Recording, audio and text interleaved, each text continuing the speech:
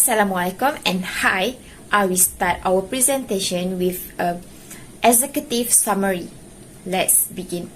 A wide range of tasks are carried out by civil servants, including analyzing potential policy, alternative, managing government contract, and offering direct assistance to those who use a public service.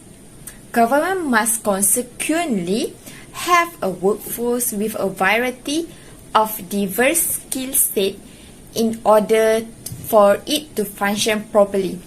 For these tasks to be carried out effectively, they must be carried out by individuals with the necessary training and competence.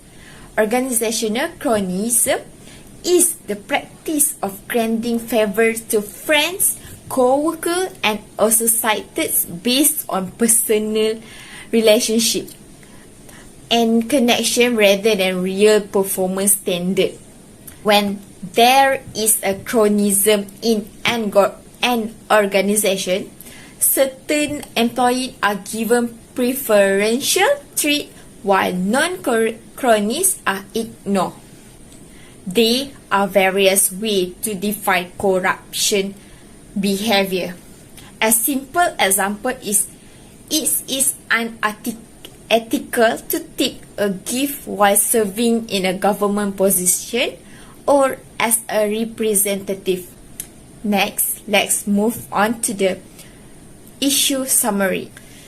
So, for the issue summary, we choose an issue about the two male civil servants were remanded for 4 days on suspicion of asking for a bribe, 20,000 ringgit, in return for closing an investigation case related to forged documents. The two suspects, aged 36 and 37 years old, are thought to have solicited funds from a guy who is said to have used fictitious paperwork in an 4,000 ringgit property leasing agreement. This case is investigated in accordance with Section 17A of MACC Act 2009.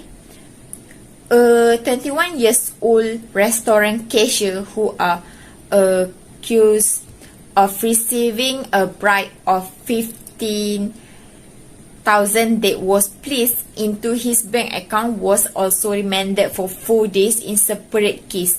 According to SATA 2018, government enforcement agency failure to fulfill their mandate duties has led to an ongoing epidemic of corruption and power abuse.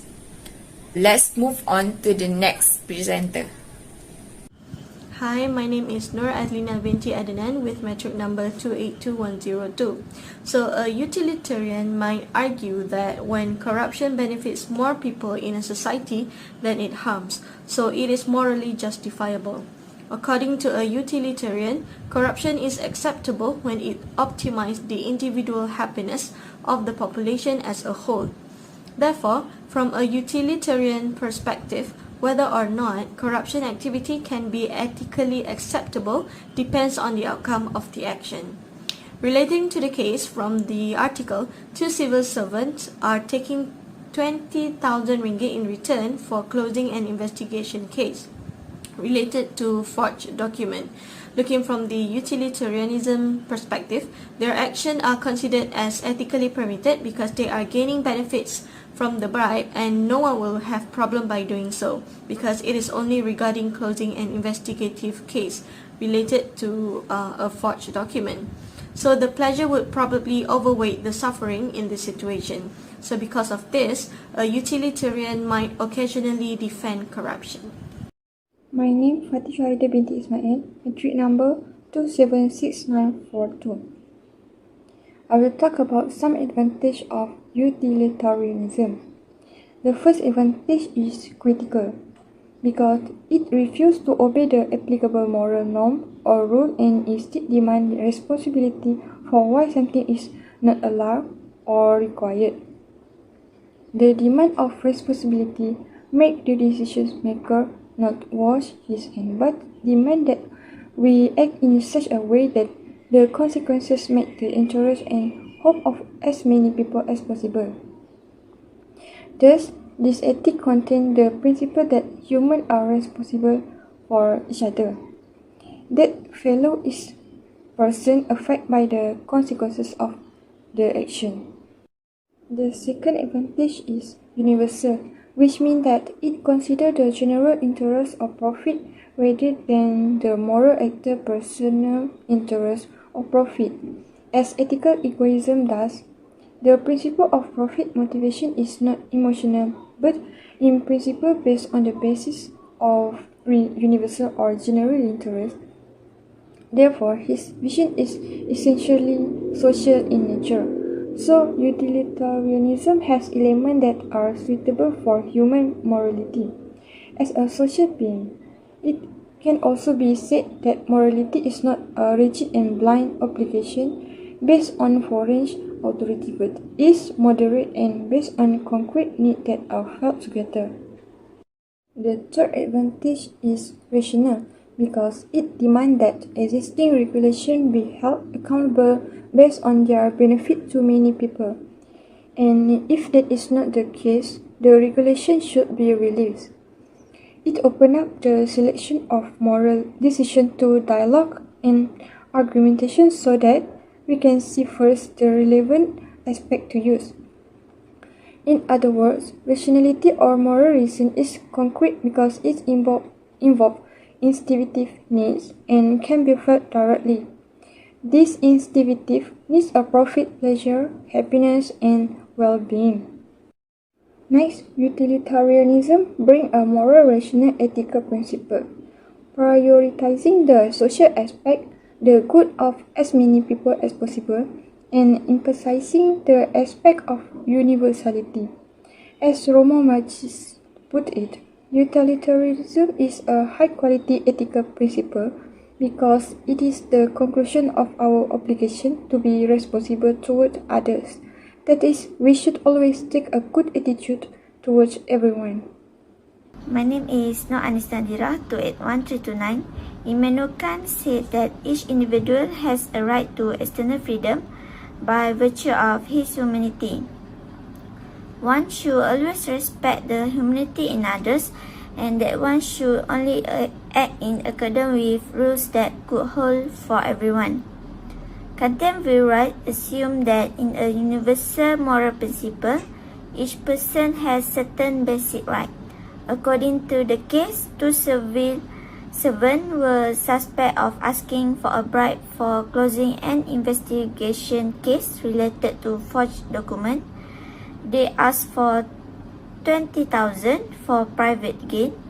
Corruption is something that reverses from ethics and as a whole violates the basic right of a human being. Corruption is the biggest obstacle to the implementation of human rights that cut across civil, political, economic, social and cultural aspects including development.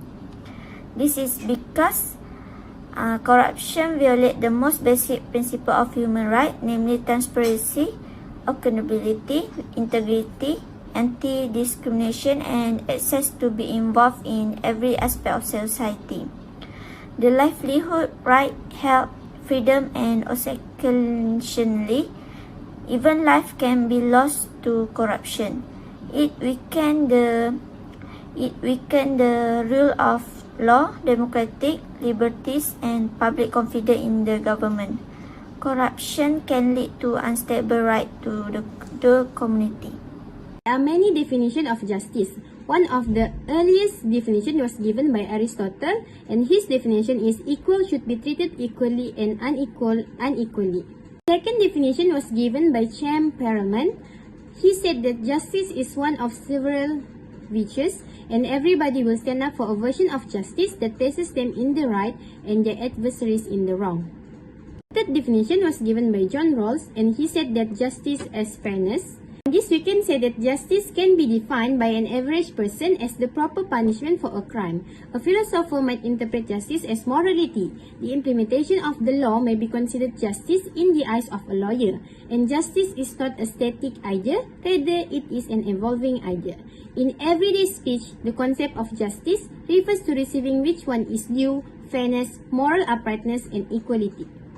Relation from the case taken from the article about corruption case of two civil servants, in the justice perspective, the action of arresting them is considered as a form of justice because it is beneficial for others that was affected by the action of the use fake documents in the house rental agreement. It can be connected with one type of justice, which is natural justice. The term natural justice refers to an inherent fairness or to knowing what is right and wrong.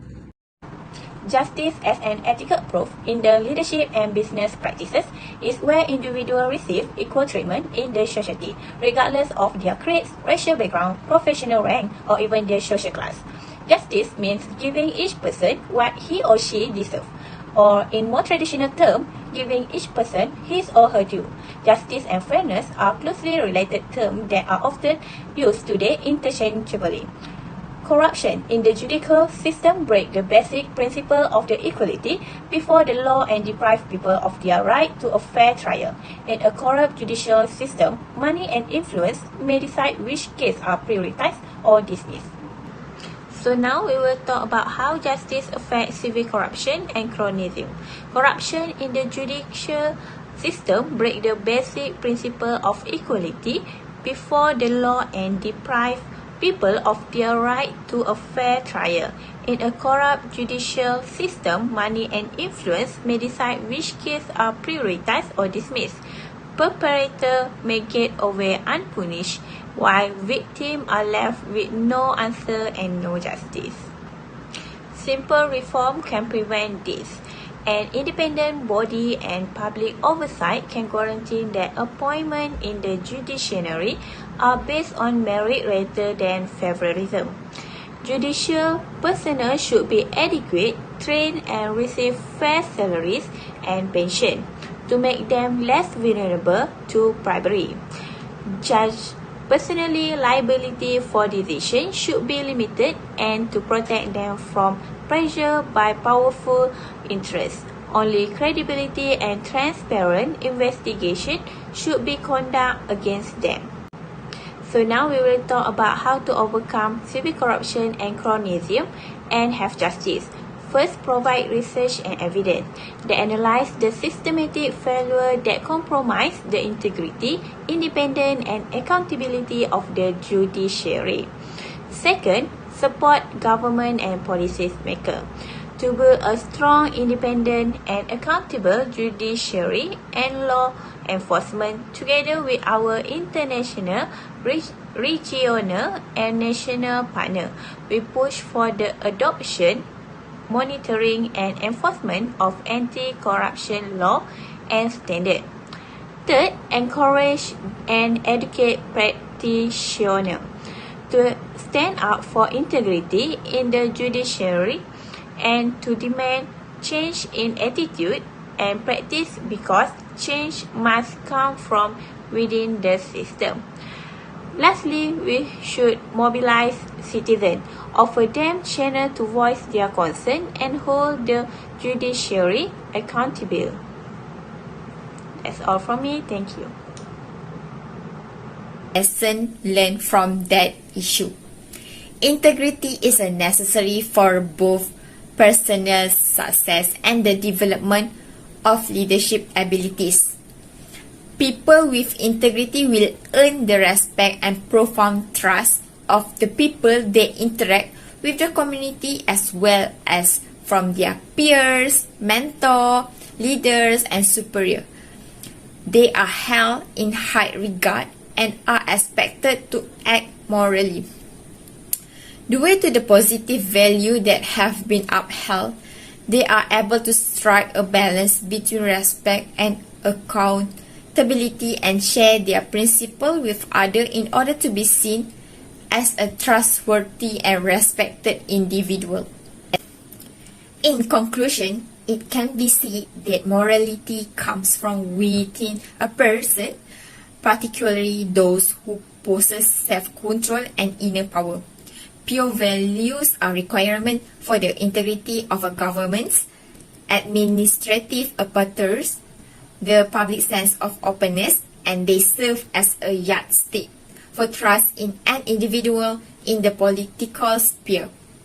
Therefore, in order to promote integrity and best governance, all public servants, including officer, personnel, and the organization itself, must be committed by abiding by all laws and best practice. That's all from our group. Thank you.